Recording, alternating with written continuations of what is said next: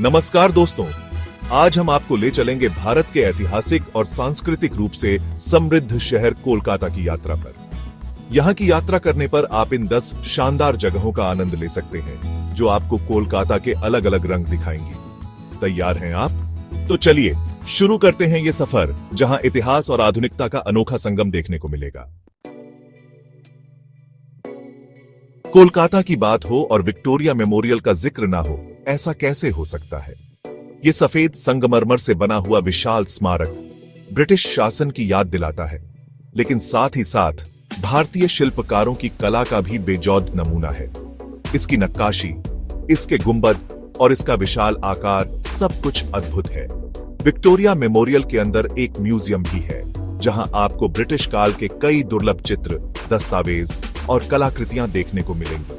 हरे भरे लॉन, रंग बिरंगे फूल और शांत वातावरण आपको शहर की भीड़ भाड़ से दूर एक अलग ही दुनिया में ले जाएगा। तो अगली बार जब भी कोलकाता आए, विक्टोरिया मेमोरियल जरूर देखने जाएं। दोस्तों, अब हम आपको ले चलते हैं एक ऐसी जगह जो कोलकाता की पहचान बन चुकी है।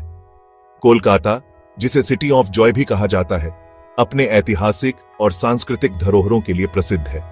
जी हां, मैं बात कर रहा हूं हावड़ा ब्रिज की। यह पुल न केवल एक इंजीनियरिंग का चमत्कार है, बल्कि यह कोलकाता के लोगों के दिलों में एक खास जगह रखता है। हुगली नदी पर बना यह लोहे का पुल सिर्फ एक पुल नहीं, बल्कि कोलकाता की धड़कन है। यह पुल 1943 में बनकर तैयार हुआ था और तब से यह शहर की जीवन रेखा बना हुआ है। दिन भर इस पुल पर से हजारों गाड़ियां गुजरती हैं, लाखों लोग अपनी मंजिल तक पहुंचते हैं।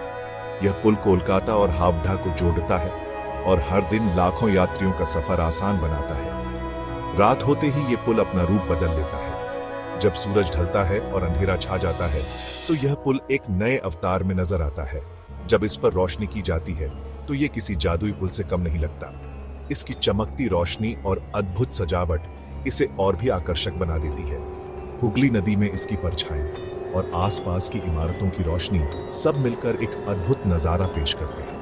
यह दृश्य किसी सपने जैसा लगता है, जो हर किसी को मंत्रमुग्ध कर देता है। तो दोस्तों, अगली बार जब भी कोलकाता आए, तो हावड़ा ब्रिज पर चलते हुए इसकी खूबसूरती को जरूर निहारें। यह पुल न केवल एक यात्रा का माध्यम है, बल्कि यह कोलकाता की आत्मा का प्रतीक है। कोलकाता सिर्फ इतिहास और संस्कृति का ही शहर नहीं है, बल्कि यहाँ आस्था का भी वास है, और इस आस्था का प्रतीक है दक्षिणेश्वर काली मंदिर। हुगली नदी के किनारे स्थित ये मंदिर मां काली को समर्पित है।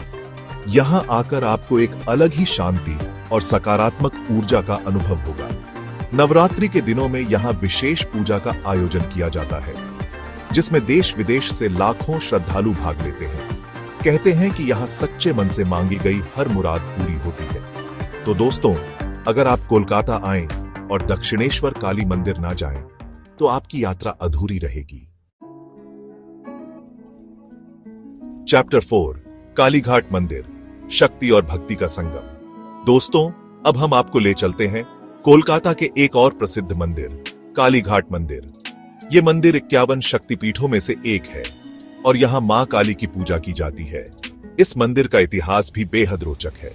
कहते हैं कि यहां मां सती के शरीर का दाहिना पैर गिरा था। यहां मां काली को दक्षिणा काली के रूप में पूजा जाता है। मंदिर का वातावरण बेहद चैतन्यमयी है। यहां आपको हर समय भक्तों की भीड़ देखने को मिलेगी।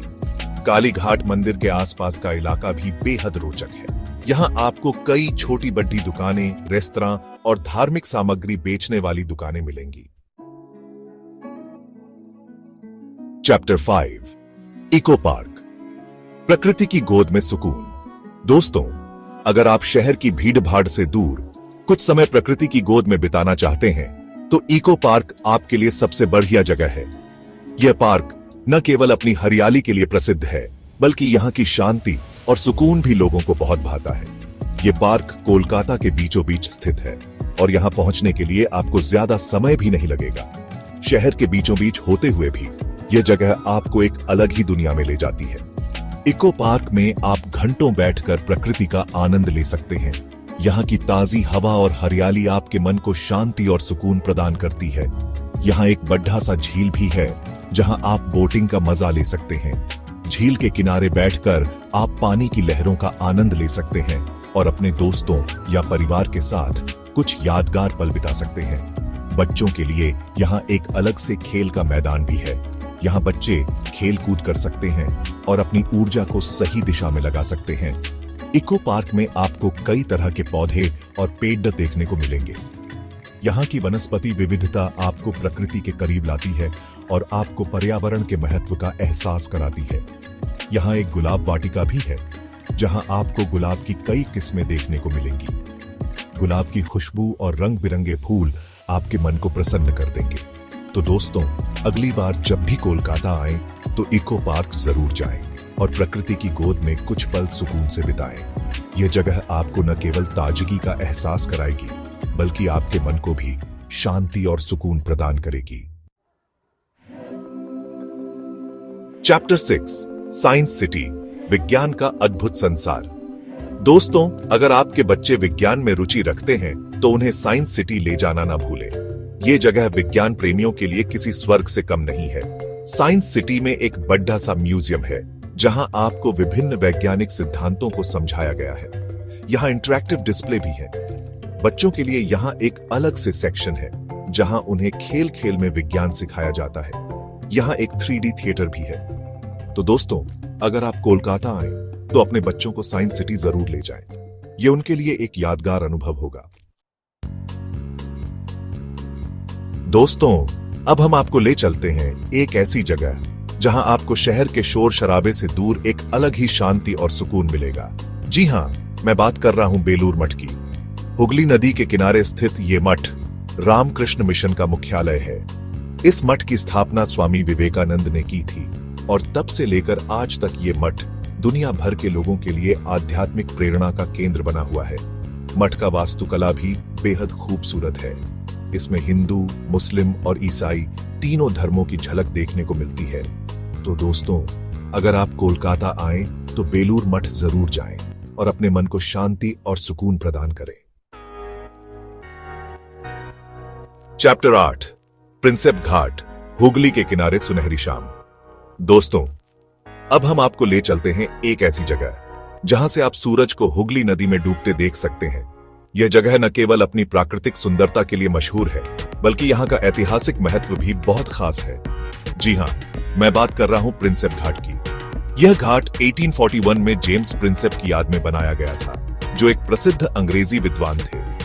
शाम के समय जब सूरज धीरे धीरे हुगली नदी में डूबता है, तो यहाँ का नजारा देखते ही बनता है।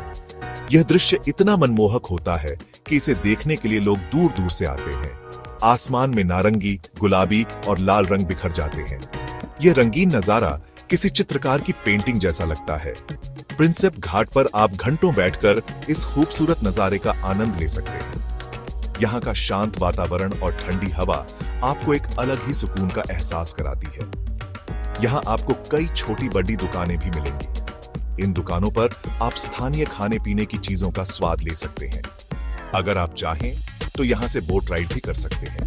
बोट राइड के दौरान आप हुगली नदी के किनारे बसे कोलकाता शहर की खूबसूरती को निहार सकते हैं। हुगली नदी में बोटिंग करते हुए आप कोलकाता की खूबसूरती को एक अलग ही नजरिए से देख पाएंगे। यह अनुभव आपके सफर को और भी यादगार बना देगा। चैप्टर 9, इंडियन म्यूजियम, इतिहास की खिड़की। दोस्तों, अगर आप इतिहास प्रेमी हैं, तो आपके लिए इंडियन म्यूजियम किसी खजाने से कम नहीं है। यह भारत का सबसे पुराना म्यूजियम है। इस म्यूजियम की स्थापना 1814 में हुई थी और तब से लेकर आज तक यह म्यूजियम लाखों लोगों के लिए ज्ञान और प्रेरणा का स्रोत बना हुआ है। म्यूजियम में एक अलग से सेक्शन मिस्र की प्राचीन सभ्यता को समर्पित है।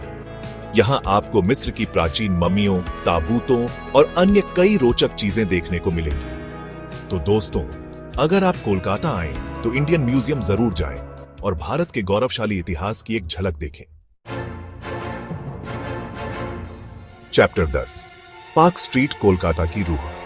दोस्तों, अगर आप कोलकाता की रूह को समझना चाहते हैं तो आपको पार्क स्ट्रीट जरूर जाना चाहिए। यह सडिडक कोलकाता की धड़कन है। पार्क स्ट्रीट अपने रेस्तरां, कैफे और बार के लिए मशहूर है। यहाँ आपको हर तरह का खाना मिल जाएगा। पार्क स्ट्रीट पर आपको कई दुकानें भी मिलेंगी जहां से आप कपड़े, जूते, गहने और कई अन्य चीजें खरीद सकते हैं। तो दोस्तों, अगर आप कोलकाता आए तो पार्क स्ट्रीट जरूर जाएं और यहां की चहल पहल में खो जाएं। उतरो, तो फिर कब आ रहे हैं कोलकाता? दोस्तों, ये थी कोलकाता की कुछ मशहूर जगहें। मुझे उम्मीद है कि आपको ये वीडियो पसंद आया होगा। अपने अनुभव हमें कमेंट्स में जरूर बताइएगा। धन्यवाद।